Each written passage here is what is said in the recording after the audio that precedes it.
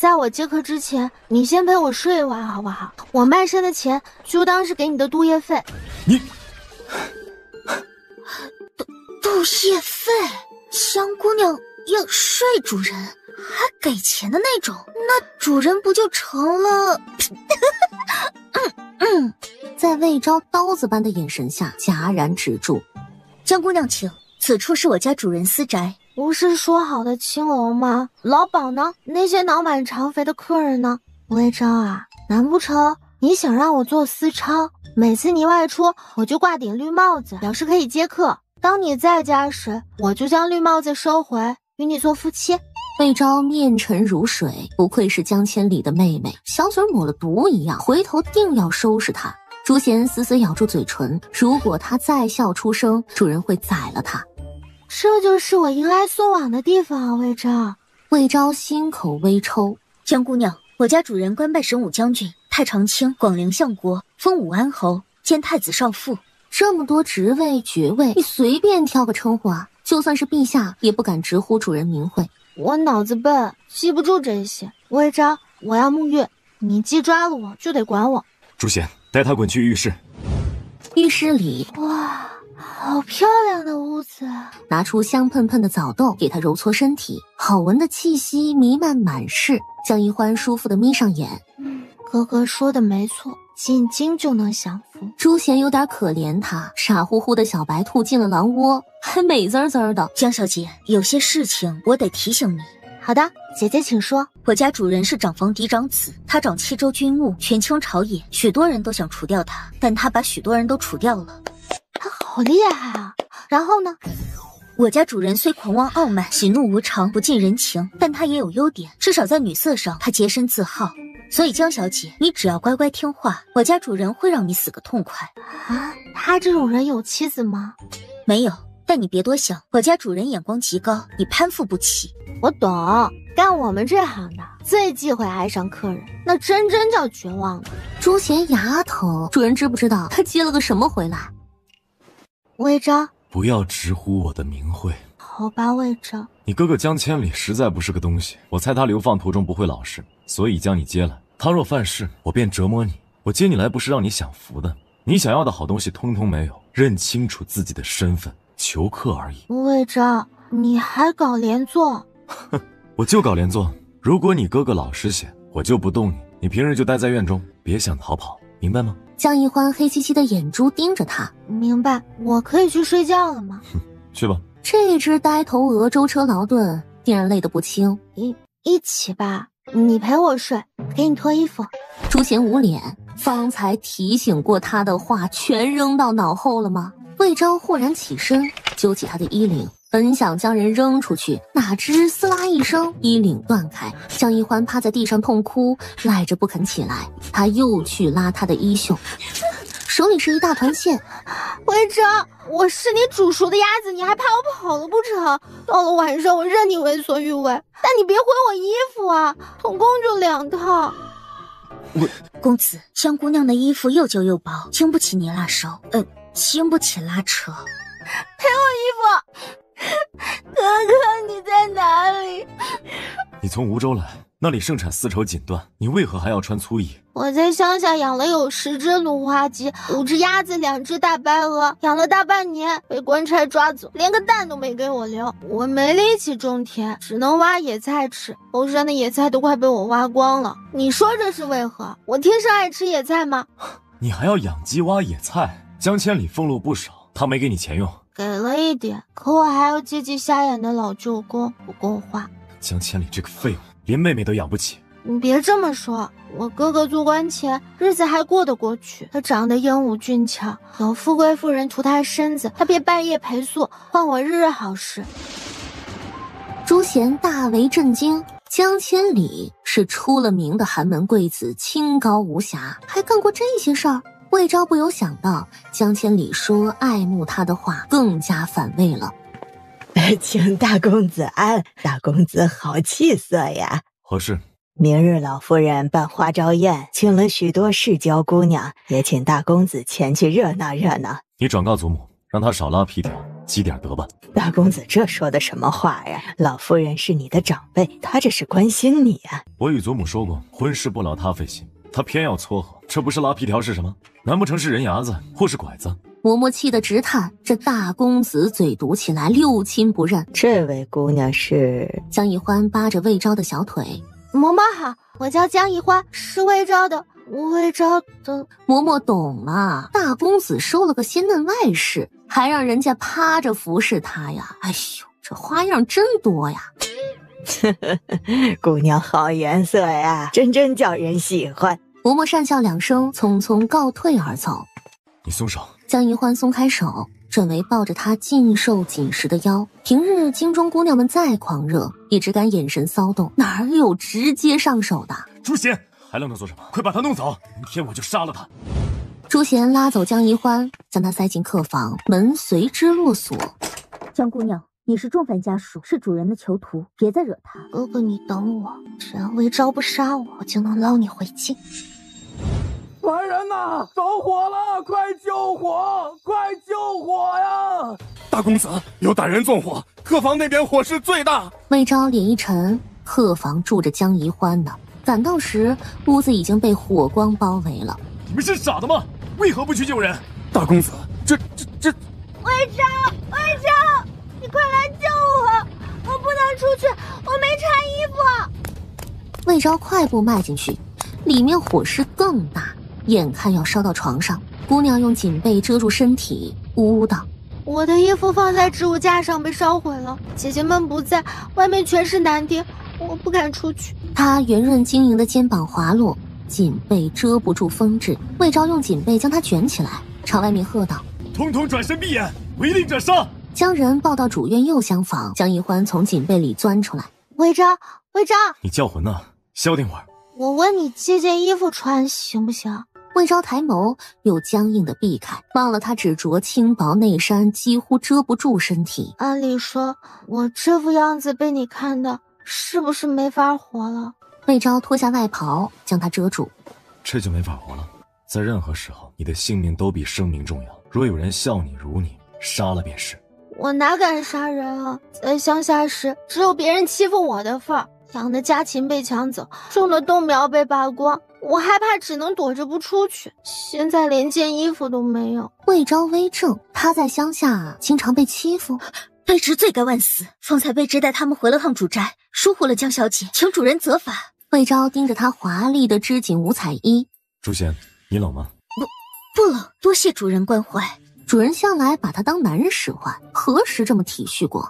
不冷就好，将你的外袍脱下给他，快点。朱贤愣了一下，哎呀，他就说嘛，主人要是体贴，鱼都能飞上天了。江宜欢得了衣袍，一时不哭了，不言不语地钻进春卷里，转眼入睡。属下要不要帮江小姐买些衣物？她怪可怜的。去库房取钱，给你自己也买几件，算抵你的外袍。朱贤喜出望外，主人还是能再跟随一阵儿的。随我一道去见母亲。母亲，你这么快就带我见婆婆？我还没准备好呢。魏昭气得弹他脑门儿。是我母亲，在她面前不要胡说八道，明白吗？明白。我这么漂亮，她肯定会喜欢我的。魏昭嫌弃地看他一眼，瞧着五彩锦衣，简直要闪瞎眼。朱贤什么品味啊？魏昭，这是哪里？好多漂亮的屋子，住的都是大官吧？这些宅子都是魏家的。江宜欢惊呆了，整条街都是魏家的，还在最繁华的地段。府？魏昭，我还是第一次见带府的匾额。丞相和亲王才能称府，若随意挂府，那是僭越大罪。可你不是丞相，也不是亲王啊。所以这是我违制挂上的，有问题吗？没问题啊。进到院中，他更紧张了。好气派的屋子。儿子见过母亲。希光，你回来了。大哥。魏昭没理他，示意江宜欢上前。母亲，她就是你要见的姑娘，江千里的妹妹。哎呀，好漂亮的姑娘啊！你叫什么名字啊？江宜欢学着魏昭的样子行礼。回母亲，我姓江，名宜欢。母亲？母子三人均愣住。魏昭磨牙。小呆子，你应当称她为夫人。你瞎叫什么？你母亲就没教过你礼数吗？你哥哥是重犯，老实点儿。江一欢吓一大跳。夫人，你让他别骂我好不好？我从小就没有母亲，没有人教我这些。我哥哥杀魏昭的时候，我也不知情。莫怕，这事儿哪能怪你呢？人家小姑娘在乡下待得好好的，儿子非把她弄进京，罪过呀！大公子，老夫人在等你呢。魏昭动也不动。当年祖母没少羞辱他们母子，还差点将她逐出魏家，懒得应付。希光，她到底是你祖母，你去向她问安，就当是替你父亲尽孝了。你同我母亲待着，我一会儿来接你。江一欢乖巧点头。芷兰，她是谁啊？为何以前从没见过？她是江千里的妹妹江宜欢。江千里不是被流放了吗？她打哪儿来的？原来你就是江千里的妹妹，你哥哥行刺魏将军，你还有脸笑，还好意思踏进魏家？姐姐们，你们别骂我，是魏昭带我来的，他家又没办丧事，我总不能哭丧着脸吧？你住嘴！陛下都不直呼哥哥的名讳，你怎敢？你哥哥犯下重罪，我哥哥就该将他千刀万剐。就是，只将他流放也太便宜他了，就该让他受18般刑罚。你们别这么讨厌我哥哥嘛！我们当然讨厌他了。他在囚车上游街那日，我还让家仆朝他扔臭鸡蛋呢。见他哭，众人才稍稍住嘴。春山不种菜，你什么品味啊？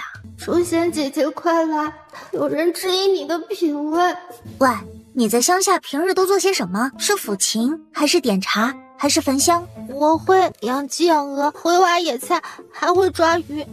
魏征，你在哪里？快来救我！回答他的是豆大的雨珠，凉凉的砸在脸上。魏昭赶到时，他的衣摆已经湿透了。魏昭，你可算来了！楼梯口的门被锁了，我下不去。魏昭张开双臂，沉声道：“跳下来。”江一欢望着下面，腿有些软，但他还是翻过栏杆往下跳，稳稳地落在魏昭怀里，温暖干净的气息扑面而来。他红着眼睛抱住魏昭的脖子。魏昭，怎么害我？怀里的身体发抖，抱他抱得死紧。别哭，告诉我发生了什么。你妹妹的朋友强拉我来这里，说要和我做朋友，却趁我不注意落锁后就跑了。哥哥，我好心带江姑娘玩，她却骂你，害她哥哥，她恨死你了。是吗？是，我为安抚她，便将她带去凌云阁关请，可她却对我发脾气，又哭又闹的，我怕惊扰客人，便将门锁住，本想请哥哥发落，哪知他却先告状，此时宾客与仆从皆可作证。是啊，魏将军，江姑娘好生无礼，她说谎，是她闹事在先的。对，她说很讨厌你，想逃回乡下挖野菜呢。没有，我没有说谎。魏昭，你得信我，我才不想离开你呢。你们呢？你们怎么说？回大公子，就是咱们小姐所说的那样。我再问一遍，果真如此？在开口之前先掂量好，骗我是什么代价？方才还说得起劲儿的姑娘们都哑了，仆从也不敢吱声。江一欢将头枕在他胸口。魏昭，我没骗你，我说的才是真相，你得信我。咱们的关系多特殊啊！我信。哥哥，你别听他瞎说，他哥哥是害人精，他也是，你怎么能收留他？要不你把他交给我，我来处置，好不好？你住嘴！我的事情还轮不到你来智慧，你就等着跪祠堂吧。魏昭，我还是喜欢这里，有吃有喝，也没人欺负我。我以后就待在你的牢笼里，哪儿也不去。魏昭还要进宫呢，他道：“睡你的吧，方才在马车上，你困得连眼睛都睁不开。”我马上就睡，待我睡醒后，能不能得到一些漂亮的布料？不行，你是我的囚徒，是我的人质，别对我提无理的要求。魏昭走了。姐姐，你能给我一些漂亮的布料吗？不能，你是囚徒，是人质，别对我提无理的要求。江一欢接连被拒绝，样样不乐地爬上床榻。你知不知道，你今日闯祸了？什么祸？我家主人本就不喜欢他妹妹，被你一闹更加糟糕，夫人多伤心啊！主人将亲生妹妹罚跪祠堂，横事定会伤心，何况她本就久病体弱。姐姐，你这么说我就不困了，这能怪我吗？是我拿刀逼他们锁我的吗？他们是亲兄妹，我一介外人，还能让他们断亲不成？有些事情你不懂，我也不能告诉你，但如果你执意要听，我可……清浅的呼吸声响起，江一欢睡着了，朱贤剩下的半截话卡在嗓子里，十分难受。魏将军，可可有想要的物件？这些都是江南独有的，你不妨挑几样。多谢陛下，臣想要流光锦。皇帝有些意外，魏昭居然要布料，他何时稀罕过这些玩意儿？流光锦极难织就，1尺布1寸金，有钱也买不到。从宫中出来，他喝了许多酒，醉醺醺而归。别跟着我，滚远点儿！护卫不敢违抗，远远地跟着他。行至一条巷中时，利剑裹挟着风声而来。魏昭，你这乱臣贼子，你不得好死！你强抢民女，快把江姑娘给放了！江千里若是知道，做鬼也不会放过你的。他带人去魏昭私宅纵火，就是想将江宜欢救出来，哪知那姑娘死脑筋，硬是不肯出来。可算将你们逮到了，江千里的妹妹已经归我，我偏不放她。你这个畜生，你不是不对芙蓉下手的吗？哼，我改主意了，江姑娘生得漂亮，作为男人，我动心了，不成吗？女子果然恨得不行，江千里的乡下妹妹就没享过福，却被魏昭抢来糟蹋。苍天哪，你变中间吧！可怜巴巴的守在魏昭屋檐下，朱贤警告他：你要做什么？休想爬窗！姐姐，我就在外面玩玩，绝不进去。朱贤怀疑他别有居心，但他没有证据。魏昭，你回来啦！湿热的酒意更甚，他脚下打滑，重重摔在长满青苔的石板上。江宜欢也被青苔滑倒，不偏不倚砸在他身上。这一下，魏昭后背生疼，前胸也疼。你，江宜欢趴在他身上，男子身躯结实修长，还微微发烫，比床褥舒服得多。他用手扒着人家的衣襟。魏昭，你很热是不是？我给你扯开衣领，好让你松快些。魏昭愣住了，手臂折了，非常想骂人，一时又张不开嘴。婢女们捂着嘴，咽下惊呼：主人这是情愿还是不情愿呢？方才没看清，他们俩谁主动的？江宜欢将魏昭的衣领扯开，顺势摸了摸，薄薄一层肌肉，手感光滑柔韧，像磁铁般吸着他的掌心。魏昭压低声音，确保只有他们2个人听见：起来！啊，你说什么？我说起来。魏昭被逼得用气音，江宜欢趴在他胸膛前。啥啊？咋听不清楚呢？我给你带了流光锦。江宜欢耳尖动了动，慢慢爬动，好像触到了什么。魏昭强忍着打死他的冲动，快点儿，不然我就……江宜欢起到一半，又重新砸在他身上。魏昭痛呼，真是要命！对不起，对不起。我扶你起来。别惊动他们。宜欢你真好，回头把流光锦全给你。魏昭是知晓低头的，如果被外人知道，他屈辱地躺在一个少女身下，被他百般轻薄，脸可别要了。江宜欢得了承诺，费劲儿地把他拉起来。朱贤只当自己是死的，还拦住要作死的婢女。瞧着主人一瘸一拐的样子，他胸中定然全都是怒火。他料得不错，一进屋，魏昭就不装了。江宜欢，你别说话，快躺下，我来服侍你。你喝了多少酒啊？饮酒伤身，瞧你都醉成烂泥了。脸颊被轻拍，少女满怀期待道：魏昭，我的流光锦在哪里？我还有大用呢。他的肚兜洗了多次，都快变成线团了，必须得尽快做件新的。还流光锦？你简直在做梦！你方才还说要给我。哎，魏昭，你真好看。江宜欢凑近他，盯紧他容颜。魏昭抬手想将聒噪好色的姑娘给震开，手是抬起来了，但没有多少力气，不轻不重的推一把，触手却满是滑腻柔软，他的大脑僵住。江宜欢身上的肚兜系带断开，裹住的柔软没了束缚，立即弹跳出衣襟。他抱紧前胸，脸红的不行。我衣带开了，你睡吧，我走了。见他仓皇而走，魏昭才明白过来，他方才碰到的是什么。熬到力气恢复，他咬牙推开门。朱贤，朱贤，你死了吗？主人，你酒后强迫江姑娘，她快羞死了，也不同我说话。虽然她是你仇敌之妹，但也是清白姑娘，你得对她负责吧。说完这话，他觉得自己高大不少，原来骂主人这么痛快啊。魏昭负手而立。朱贤，你是不是以为你很聪明啊？啊！梁健，梁健！梁健刚处置完刺客，他上前道：“请主人吩咐。以后马厩归朱贤打扫，工桶也让他刷，做足3个月。”朱贤用力地扇自己，让你自作聪明，让你自作聪明。一日醒来，途经江宜欢屋子时，小姑娘支起雕花木窗。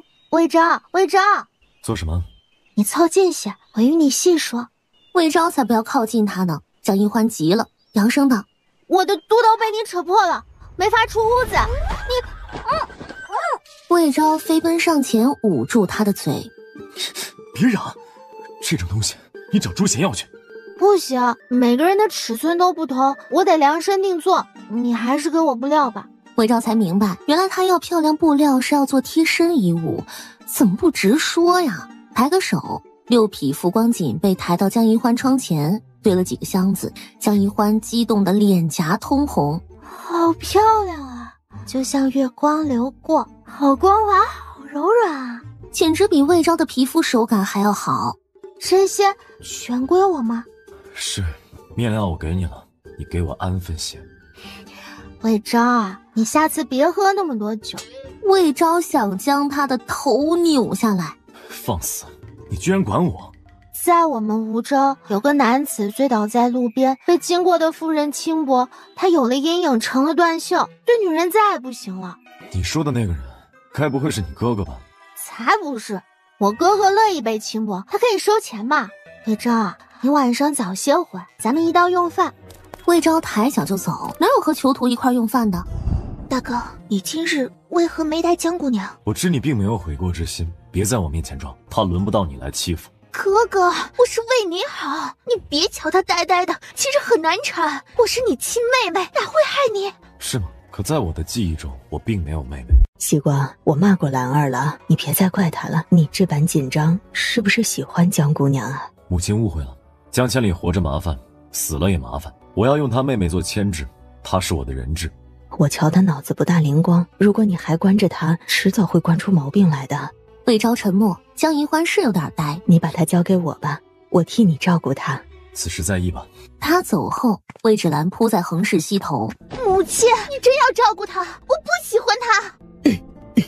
你哥哥身边何曾有过女子啊？他在意的姑娘留在咱们身边不好吗？母亲的意思是用他来缓和我与哥哥的关系。你呀，你以后还要倚仗你哥哥呢。私语间，魏昭的堂弟媳林氏来了，他笑道：“给伯母请安，听说大堂哥给伯母送来流光锦，能否让我瞧瞧？”什么流光锦啊？大伯母不知道吗？寿春公主说，昨日陛下赏大哥6匹流光锦，他没给你们。哥哥方才提过，说是过几日送来。江宜欢哼着歌，给自己缝流光锦肚兜。朱贤姐姐，你要不要流光锦啊？我给你半匹，够你做几套衣服，可好？好啊。哪个姑娘不想要流光锦？随便扯去2尺就能换到金子。作为报答，他允许江宜欢到门口迎接魏昭，可迎到太阳落山，魏昭都不见人影儿。他再不回来，我要挂绿帽子。都和他说了要早些回来。不着急挂，你再等等看。没能见着魏昭，江宜欢睡不踏实。次日就有人上门来看他，是魏芷兰和横氏身边的何嬷嬷。姐姐，我害怕。别怕，我会保护你的。魏芷兰一眼就看到案几上的流光锦，哥哥竟然将流光锦给了江宜欢。你来做什么？咱们不是恩怨两清了吗？我奉母亲之命接你去魏府住。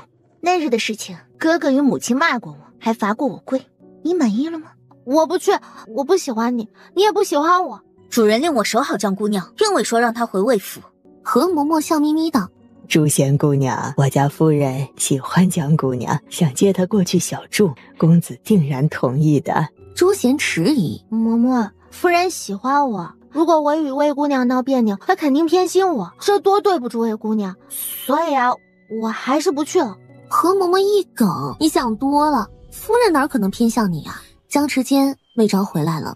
宜欢，你出来。江宜欢与魏芷兰争相而出。哥哥，我来看你。魏昭，你那害人精妹妹跑来咱们家了。魏昭嘴角抽了抽，视线落在他披散的乌发上。我要陪太子去京郊东山住几日，朱贤留下照看你。不行，我是你的囚徒，你得盯紧我。你没事就在家缝衣服玩，那么多流光锦还不够你折腾。我带着流光锦和你一道去。再闹我就把你关在屋里。好吧，我听你的。魏昭一声，有些满意他的识相，顺手抚了抚他光滑的头发。此番情形落在魏芷兰眼里更加不是滋味。哥哥何时待他温柔过？哥哥，你要去京郊东山，有没有告诉母亲？魏昭没理他，何嬷嬷看不过去，上前道：问大公子安，老奴奉夫人之命来接江姑娘，正好你外出，江姑娘交给夫人，你尽管放心。你愿意同我母亲住吗？愿意。你母亲好，但我怕你妹妹。好，朱贤，给宜欢收拾东西，把她送到母亲身边。是，主人。魏芷兰忍气道：哥哥放心，我也会照顾她。朱贤，照顾好宜欢，给我防着点她。啊，是。魏芷兰委屈极了，哥哥至于这么防着她吗？魏昭啊，你昨晚去哪儿鬼混了？是不是还养了别的囚徒？有我还不够吗？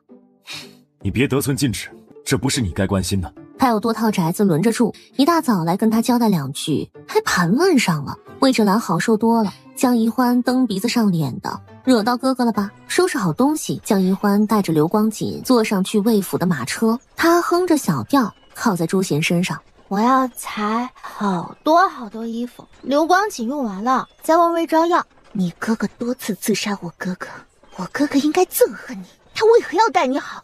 杀他的人是我哥哥，我又没害过他，他为何怪我？我在乡下住着，那天累死累活，好不容易挖到了一只大胖笋，还没有装进筐里呢，就被你哥哥的人接走了。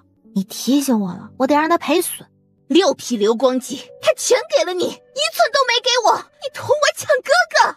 我没同你争，我有哥哥，他十分爱护我。我幼年曾染上疫病，被里长赶出村，哥哥背着我躲到山上，他为了给我找药，差点摔下悬崖，后来又为了我补身体，他委身于有钱的寡妇，我才能活下来。你哥哥还卖身？是啊，我最喜欢哥哥了。那如果你哥哥被别人讨厌唾弃，他是你的耻辱，你还会认他吗？我为何管别人怎么样？他是我最好的哥哥，我还想捞他回京呢，可我太弱了，还没有找到办法。可当年的他哪有勇气阻止别人欺侮哥哥？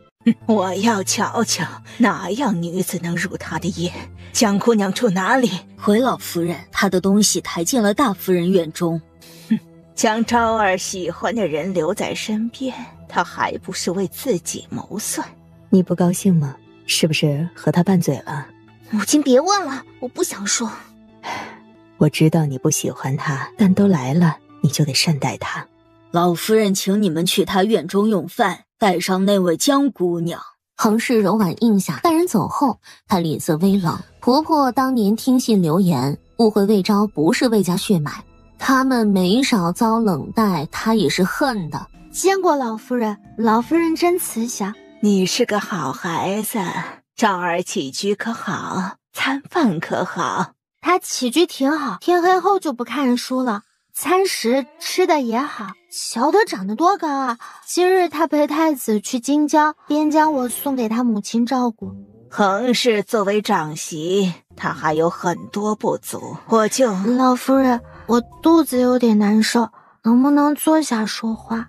被打断话的魏老夫人有点不悦，但想到有求于魏昭，忍下来，还是坐着舒服。众人想笑又不敢。老夫人，我想喝点热汤，咱们何时开饭啊？魏昭说了，谁也不能饿着我，他会心疼死的。主人说过这话吗？摆善，宜欢，吃你面前的菜，别失了用餐礼仪。魏昭说，够不着的菜就站起来夹，在任何时候吃饱都比我的名声重要。要是有人嘲笑我，杀了就是。魏老夫人怒而拍案，她确实克扣过魏昭的吃食，占着侍奉的二儿媳受到惊吓，手中汤碟打翻了。母亲，我真的不是故意的。怎么你还敢是故意的？媳妇儿们生怕被迁怒，赶紧扶她去后堂换衣服。江一欢视若无睹，给自己盛汤，大声宣布：魏昭说了，不能光吃菜，也得喝点汤润胃。众女眷不约而同地想，魏昭居然这么絮叨，朱贤想哭。主人的名声啊！魏老夫人换完衣服出来，江一欢捧着水晶盏咕咕喝水。快放下，那是漱口的，你这孩子！什么？这水温温的，很滋润，像是神仙水，就是漱口用的。你刚从乡下来，不懂规矩，不如就留在我院中，我慢慢教导你。老夫人，魏昭让我跟着他母亲，我是他的人，谁也不能安排我去别处。魏老夫人胸口起伏，小姑娘呆愣愣的，为何说话总能气死个人呢？罢了，你还是同恒氏住照月堂吧。好的，老夫人，我会常来探望老夫人。江一欢同恒氏回到院中，恒氏才道：一欢，你今天把老夫人气得不轻呢。话虽然是这么说，他嘴边却带有笑意。鲜少见婆母如此憋屈，也是开了眼界。夫人，你错了，老夫人非常喜欢我，她还冲我笑呢，虽然不太明显。是，她最喜欢你，我们都喜欢你。你去小睡一会儿吧。我得眯会儿。魏昭说我要多睡，才能长得像他一样高。哎，江姑娘，你怕不怕我大哥？他对姑娘们没耐心，要么冷着脸，要么让人家滚远点呢。不怕，他对我温柔大方。我说要布料，他就送我流光锦了，可漂亮了。什么？他给了你流光锦？能让我们看看吗？能啊，你们把我的布料抬上来。几大箱流光锦被抬上来，众人看直了眼。这有多少啊？听说今年统共才织成10匹呢。6匹，我让朱贤量过。众人驱着恒氏与魏芷兰的脸色，陛下赏了6匹流光锦给魏昭，他们母女一尺都没捞着。我与兰儿不缺这些，西光便全给了他。别说西光疼爱他，我也喜欢，有什么好东西自然紧着他。魏昭确实最喜欢我。我困了，魏昭说我得多吃饭，多睡觉，多长点肉，他才更疼我。众人一言难尽，瞧这傻里傻气的模样，魏昭竟然好这口。江一欢转身进了寝屋，瘫倒在榻上。朱贤，这榻真大，魏昭和我同睡都绰绰有余。江姑娘，老夫人并不喜欢你，你别犯傻。我晓得，她凶得很，一点都不慈祥。那你还？她是老祖母，我总得顺着她吧，不然她骂我怎么办？姑娘别怕，老夫人不敢骂你，她有事要求大公子。什么事？她娘家人惹到了太子，被收押入狱，老夫人想请主人替她求情。没用的，老夫人求她没用。魏昭不补上一刀，老夫人就该念阿弥陀佛了。朱贤眼睛瞪得溜圆儿，江姑娘挺了解主人嘛。绿宝石好漂亮啊，比绿帽子还绿。哇，这件衣服贵死人了，比我还值钱，他们为什么不去抢啊？魏芷兰嘴唇直哆嗦，跟他一块儿出门实在是丢人现眼。江一欢又眼巴巴地望着一处酒楼。朱贤姐姐，我想……江姑娘，我的钱全赌光了，还欠2件不少钱，就等着发俸禄。芷兰，咱们去酒店用饭吧，你先付钱，我回头让魏昭给你。你想得美，我哥哥又不是你的钱袋子。裴念芳从对面铺子出来。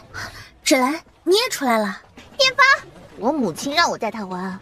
哼，梧州来的小村姑，上次是你害芷兰被骂，你哥哥是罪犯，你是狐妹子，你就会勾引魏将军，让他为你出头。才不是我的错，是你们先嘲笑我，你们还把我锁在楼上，你还掐我，掐得我手臂好疼啊！朱贤姐姐，我好害怕，我带你逃跑吧，我最会逃跑了。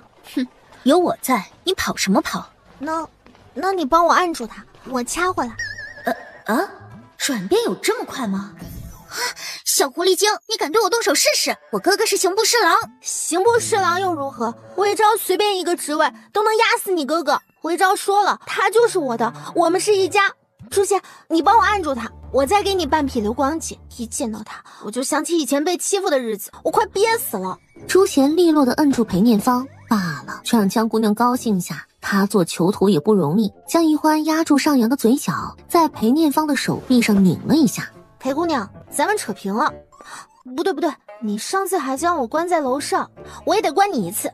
他朝四周望了望，指着一栋最高的建筑。朱贤，咱们把他关到那里。你别乱来啊，那是先帝为彰德太子建的4子台，擅入者杀。你拧了我，还想把我关到皇家禁地，我要把你们送进刑部大牢。一道声音在他头顶响起：“你要送谁进刑部大牢？”魏昭一身玄青衣袍，包裹着修长的身躯，眉目灼灼如电，立于他们身后。裴念芳和朱贤都愣住了，江一欢蹦跶2下，冲上前抱住他。魏昭，我们好久没见了，没有一日不在想你。你快瞧瞧，我是不是更漂亮了？魏昭嘴角微不可察地抽了抽，把他拉下来。你这是又跟人闹着了，没吃亏吧？没有，我没吃亏。魏昭你最好了，朱贤也很好，但裴姑娘想把我送进大牢。哥哥，这次是他先对裴姑娘动的手。是裴姑娘先惹事的，她一见到我就说我是狐妹子，说我勾引你，我才叫朱贤按住她。他就是随口说说，但你们是真下手，还不道歉？魏将军，我在同他开玩笑，他却和你的手下殴打我，你得为我做主啊！他允许你对他开玩笑了吗？你见他笑了吗？这般难听的话，你为何不说给自己听？是的，就是这个道理。我嘴笨，说不大清楚，还得是你。裴念芳想哭了，你还嘴笨，你太能说了。好了，念芳，别哭了。你瞧，他们才是朋友，我以后不同你妹妹玩了。你母亲倒挺好。你没惹我母亲生气吧？没有，你母亲和你祖母都喜欢我，他们抢着要照顾我。当我听你的，就待在你母亲身边。还算懂事。上车，走吧。为何你能骑高头大马，我就要坐车？因为我会骑马，你会吗？我不会，但你可以带我呀，我又不占地方。他使出吃奶的劲儿，死死拉住缰绳。梁健等一干属下都在偷笑，魏昭不想丢人现眼，将他拉上来。满意了？我满意了。你为何要带他出门，还陪他惹是生非？回主人，江姑娘闷得慌，卑职便带她出去。裴小姐欺负她，我总得帮她吧。她在乡下受气，来了京城后，我还能让她再受气吗？闭嘴啊！别冲撞主人。朱贤，小呆子给了你多少流光锦，这就被收买了？朱贤张张嘴，主人怎么知道？吭哧半天。也不全为流光锦，我乐意帮她，我富有正义感。好啊，既然你这么正义，我就成全你，罚你3个月俸禄。朱贤哀嚎，为何要罚钱啊？他宁愿挨板子。魏昭起身去往寝屋，一打开门，却见榻上锦被鼓起，他当即暴怒：“谁？滚出来！”江一欢刚睡着，被吵得钻出头，迷迷糊糊道：“是我。”你不是在我母亲院中吗？为何跑来我屋里？是夫人把我送来的，她说我是你的女人，得服侍你。做我的女人？你做梦！你别闹了，快睡会儿吧。我睡里面，你睡外面。魏昭去抓她的小腿，想把她拉出来。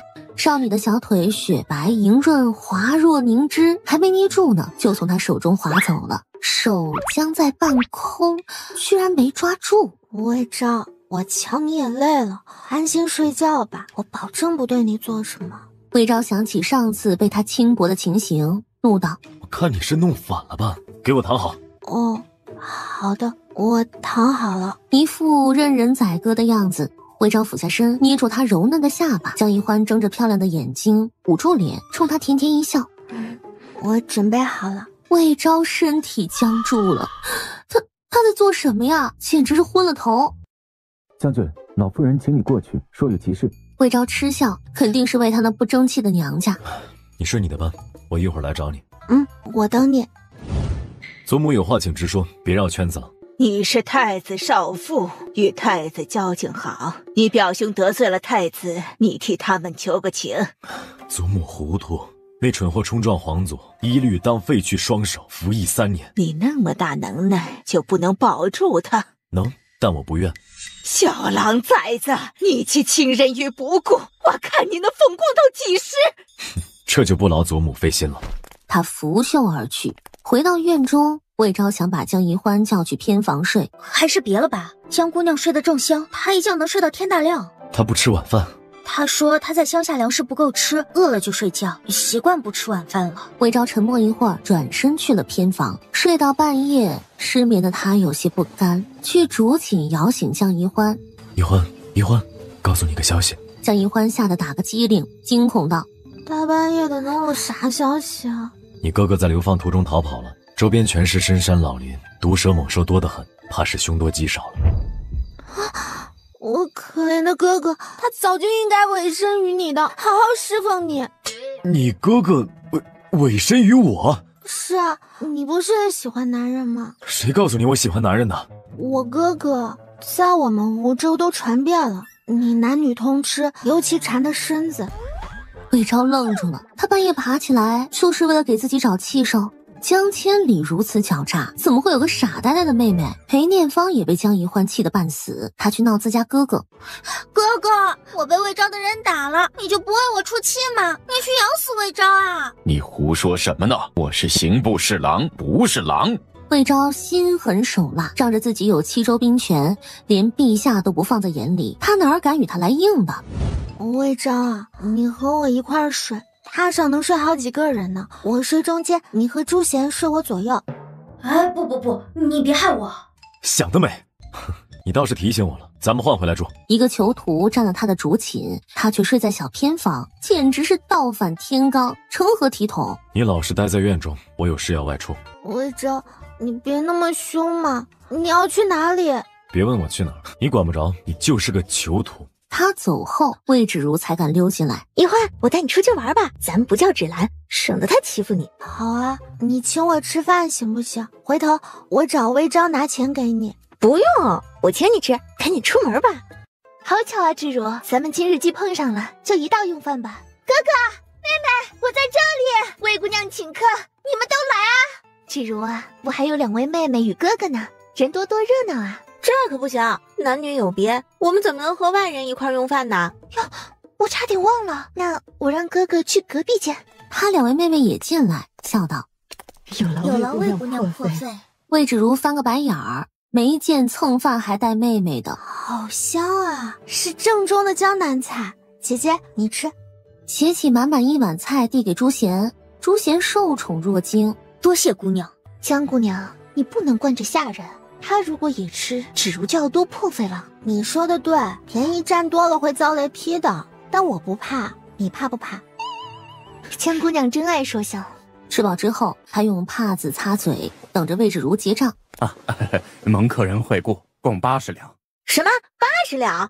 这么多啊？好贵啊！在我们梧州酒楼，几个大男人也就吃几两。姑娘，你们这屋花费20两，隔壁公子60两，主要是酒贵。他点了梨花雪，说由你们付账。芷如没错，就是这个价。什么呀？除了你们3姐妹，我还要请你哥哥呀。芷如，我们这屋花费20两，你出一半，也就10两。另一桌的酒菜钱与你没有半文钱关系。魏芷如冷着脸，让婢女付了10两银子，拉着江宜欢就走。江宜欢不忘对伙计道：“我们的钱付了，剩下的归他们。他们若敢赖账，你就报官，我给你作证。”芷如，你别听他的，他就是个大傻子。哼，他不傻，我请你们全家用饭才傻。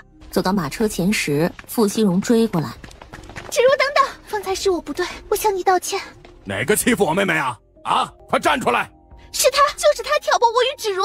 傅熙荣指指江宜欢，朱贤心惊，傅家大哥强壮无比，他武艺虽好，但在绝对的力量面前并没有胜算。阴影笼罩过来，他被猛推一把，差点站不稳。傅家大哥又推江宜欢，江宜欢结结实实摔了个屁股墩儿，眼泪涌上来。朱贤恼了，飞脚踢过去，但傅家大哥力气太大了，没什么用。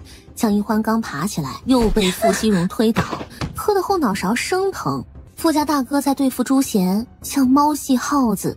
魏芷如吓坏了：“蓉蓉，快叫你大哥停手啊！他性子急，谁也管不了他。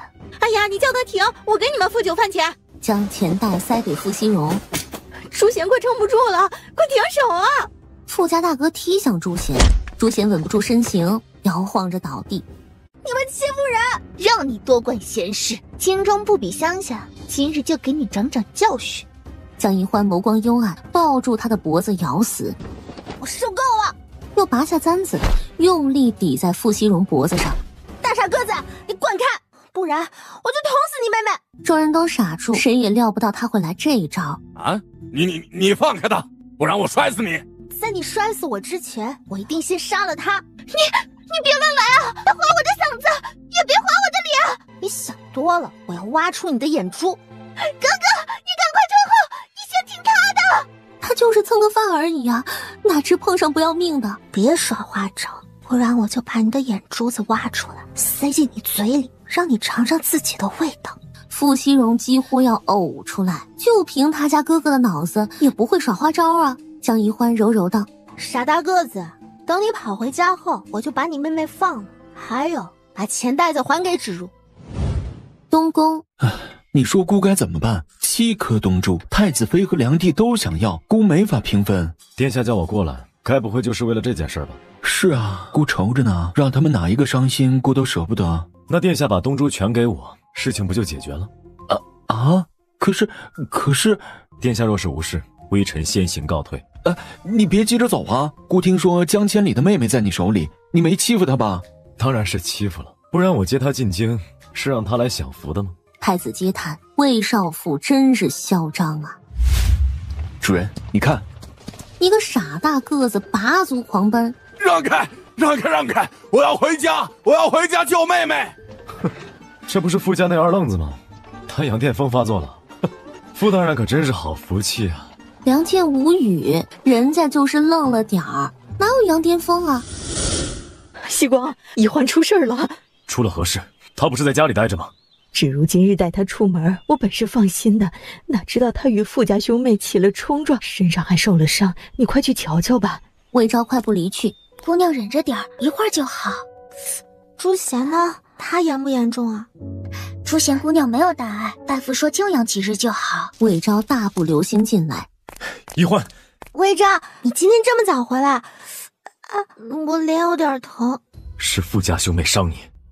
他们想占芷如的银钱，我不肯。傅家大傻个子便揍我们。如果当时傅二愣子不管他妹妹，你死的会有多惨？为了那点钱，值得吗？不只是钱。我在乡下种了棵樱桃树，果子成熟时，里长家的姑娘日夜逼我守着，不让鸟啄食，把完好的果子摘下来给她吃。我太生气了，那明明是我种的樱桃。魏昭听得心酸，有点好笑。这关傅家兄妹何事？因为他俩长得像我们里长的儿女，我在乡下讨厌的人，在京中都能找到相似的。傅家女儿呢？你有没有捅死她？没有啊，她就是脖子上流了点血，哭得跟鬼嚎一样。除了脸，你还有哪受伤吗？后脑勺，还有膝盖也磕着了。你看，他将裤腿拉上去。魏昭本想避开，又暗骂他有什么不能看的，匆匆扫过一眼膝盖处青青紫紫，赶紧给他扯好裤腿。你受委屈了，明日我带你去报官。报官有用吗？我们梧州县衙的官差只会偷鸡摸狗，从来不会为民做事，天下乌鸦一般黑。我亲自报官，你说有用吗？你肯定想，在我们梧州，大青牛听到你的名字都不敢吃草了。魏昭磨磨牙，这是在夸他吗？朱贤伤的也不轻，我打听过了，你扣了他3个月俸禄，我少吃点饭，你别扣他俸禄行不行？你吃我的，用我的，还想干涉我管理属下？江宜欢闭嘴，好像是有些说不通。窗外有人悄悄凑近，谁在外面？出来！是小姐。魏昭推门而出，哥哥，是我。你躲在窗外干什么？哥哥，你把江一欢送走吧，他才来多久，就已经得罪裴家与傅家，给你招惹麻烦。你是不是以为只有施暴者可以施暴，被害者就不能反击？哥哥，你就不觉得江一欢在装无辜吗？他就是故意的，他四处给你树敌，你得罪这么多人，又有什么好处？裴家也好，傅家也罢，我不追究他们，他们就该感恩戴德了。魏芷兰嘴里发苦，到了晚间，江宜欢脸颊疼得厉害，哼哼唧唧的睡不着觉。魏昭去哪里了？你们叫他过来陪我。我们哪敢打听将军的去向，他好像出去了。魏昭，魏昭，你来管管我，我是你的囚徒。魏昭的声音在门外响起。小呆子，你叫魂呢？哎，这是樱桃吗？尝尝。好香好甜啊！不行，我得喂给我最喜欢的人。几颗樱桃而已，这么没出息。他闭上嘴，可不能让他喂。江宜欢拎着樱桃篮敲响朱贤的房门。朱贤姐姐，我来给你喂樱桃。哎呀，我正想吃这口呢。好妹妹，你快进来啊！魏昭几乎要恼羞成怒了。次日天蒙蒙亮，他就将江宜欢从榻上拉起来。起来，我送你去大理寺。为啥要去大理寺？你忘了你犯案了，我得报官，把你送进牢里。江一欢抱着床柱不肯走。那还是别了吧，我喜欢留在你身边，我给你当牛做马行不行？不行，跟我走。赵府城，我来报官了。赵志杰捏着胡柄，愣愣道：报官？哎呀，魏将军、魏侯、魏国相、魏少妇，你要告谁？我要状告裴家女儿以及傅家兄妹，他们寻衅滋事，公然殴打我府上的人。什么？他就是受害者，让他与你细说吧。请两位堂中坐。原原本本的说来：赵青天，我终于见到活的青天了。与你相比，我以前见到的官员都是僵尸，请大人为我做主。你好好哭吧，别再说话。你在说什么？不，我是说江姑娘，你别哭了，你哭得我怪不落忍的。我是守法之人，遭遇不公后，首先想到你们大理寺，可别让我失望了。赵志杰在心中问候魏昭祖宗10000遍。魏将军信任下官，下官惶恐。下官已知具体情由，你们且坐着，等我们少卿来处理。少卿？那是不是还有老卿？他们为何这么晚来？我听说当官的也要点卯。赵志杰哽住。大理寺有1位正卿，2位少卿，日常事务由2位少卿管，他们不用点卯。啊？他们为什么不用点卯？因为他们官职高啊。魏昭肯定也不用点卯，是不是？是。谁敢让他点卯？赵府城，乔少卿来了，快，速请他来见魏将军。魏将军，你怎么来了？得知是来告状的，乔少卿瞬间恼火。你弄清楚，这里是大理寺，不是你们撒野的地方。江一欢被他吓一跳。我没撒野啊，我是来告状的。小姑娘，我告诉你，打架斗殴属治安事件，由京兆府负责；杀人放火属刑事案，由刑部负责。大理寺不接民告，不接民告。啊？那你们大理寺做什么？吃白饭吗？江少卿气得翻了个白眼儿。大理寺掌管天下刑诉，制定律法，流放或者死刑重案由大理寺复审。比如皇族谋反，某个人想加9息，也归我们大理寺管。流放加9息？我哥哥说魏昭想加9息，所以才行刺他，然后我哥哥被流放了。你哥哥是？我哥哥叫江千里，他被魏昭流放3000里。这个案件你们复审过吧？复审过，我敬你哥哥是条汉子，但他行刺朝臣是事实，本官只能判他流放。你呢？你怎么会跟着魏昭？乔少卿不知道吗？他将我从乡下接来，替我哥哥养我呢。你离他远点。你知道9息意味着什么吗？知道啊，意味着他不甘平凡，勇敢强大，有着极高的追求，男儿理应如此。呆子，那你哥哥算什么？他真是江千里的胞妹吗？魏昭大笑，握住江一欢的手。乔少卿，我与你们说了半天，如何判裴家傅家，总得有个章程吧？别跟我说你们不接民告，我是官，当属官告。他委实是强词夺理。魏将军既然来了，我哪敢让你白跑？现在就给你答复，让那2家向江姑娘赔礼道歉，赔偿医治费用。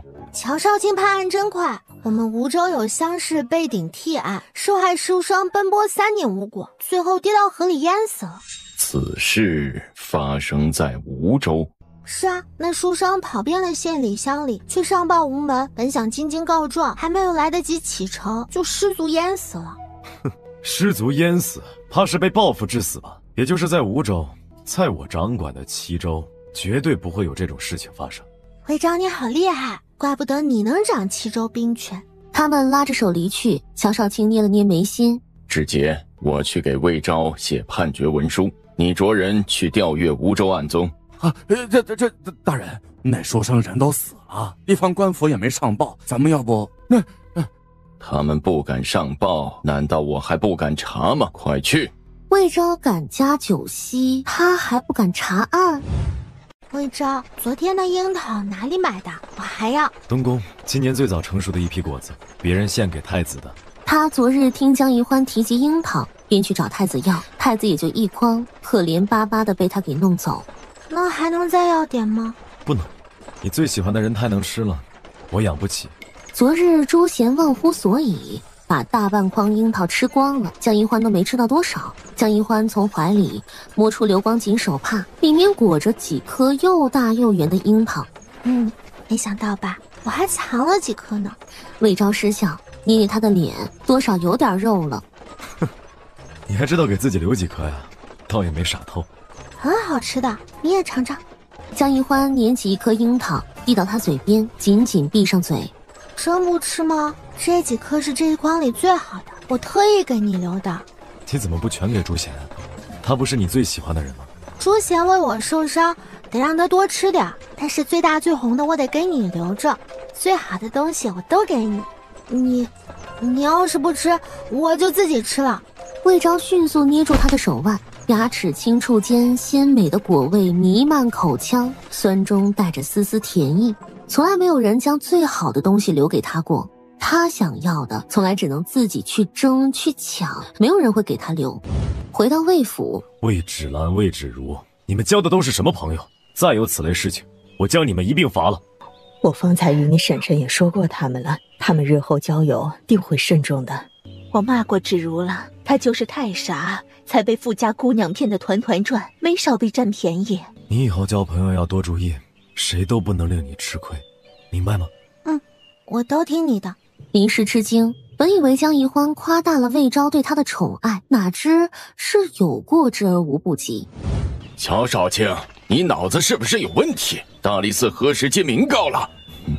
在魏昭去大理寺闹事的那刻起，我是刑部侍郎，你敢侮辱我？我还是大理寺少卿的，不是我要侮辱你，是魏昭要侮辱你。你搞清楚，是江姑娘动手打了舍妹，我还没追究呢，她倒先告状了。你问都不问就出判决书？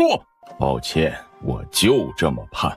作为同僚，我提醒你一句，如果你不弄死魏昭，就带着令妹向江姑娘道歉，不然就等魏昭弄死你。魏昭有名言，想弄死我吗？我要把你们通通弄死。裴侍郎闭了闭眼，魏昭这狗东西，他何时倒台呢？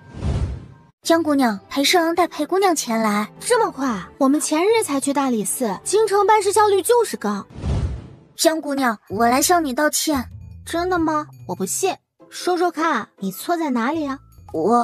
我错在不该为朋友出头。不，你为朋友出头可以，但你不该不问青红皂白。骂魏芷兰的是魏昭，你这样生气，该去找魏昭要说法，而不是找我出气。裴念芳一阵无语，找魏昭要说法，找死还差不多。江姑娘，舍妹错在不该欺负你，你是无辜的，裴某管教无方，还请见谅。裴侍郎，你紧皱眉头的样子比魏家老夫人还严肃。说真的，你俩有点像，但你比她年轻得多，也没她那么刻薄。裴侍郎一阵无语，好一只呆头鹅，魏昭竟好他这口。朱贤忙道：裴大人是刑部官员，他怪来严肃。裴侍郎，你妹妹闯祸连累你，你没打她，还带她上门道歉，说明你是个好哥哥，我原谅她。你也消消气，回头别关起门来骂她，我不同意。裴侍郎不由感慨，江姑娘虽然冒傻气，却懂事体贴，有点羡慕江千里。带回家之后，他定要把妹妹骂一顿。宜欢，多谢你原谅我，以后咱们就是朋友了。江宜欢瞥见他们身后的箱子，里面是什么？全都是给我的吗？是，那是赔给你的银子500两，你瞧够不够？够，咱们是过命的好朋友。江宜欢笑逐颜开，哼，你个呆头鹅，我先与你做朋友，等取得你的信任后，我再好好教训你。我给你补3个月俸禄，你别再在心里用针扎魏昭了。他们走后，江宜欢拿出银子给朱贤，朱贤惊呆了，这都被他瞧出来了，扑通给他跪下。江姑娘，你可千万别告诉主人啊，求你了。魏昭忙碌到深夜才回来，他有些发愁。白日接到消息，江千里流放途中逃至深山老林。如果江千里真的死了，江宜欢会不会哭死啊？门缝里掉出一张纸，上面歪歪斜斜写着他和江宜欢的名字。不消说，肯定是江宜欢写的。端详半天，还挺丑的。梁健低声道：将军，晚上看字伤眼，你还是收起来吧。你懂什么？他写的字儿大，才不伤眼呢。梁健暗道：行，你高兴就好，怪我多嘴。江姑娘，将军请你过去用早食。江宜欢欣喜不已，来京城这么久，魏昭还是第一次同他用饭。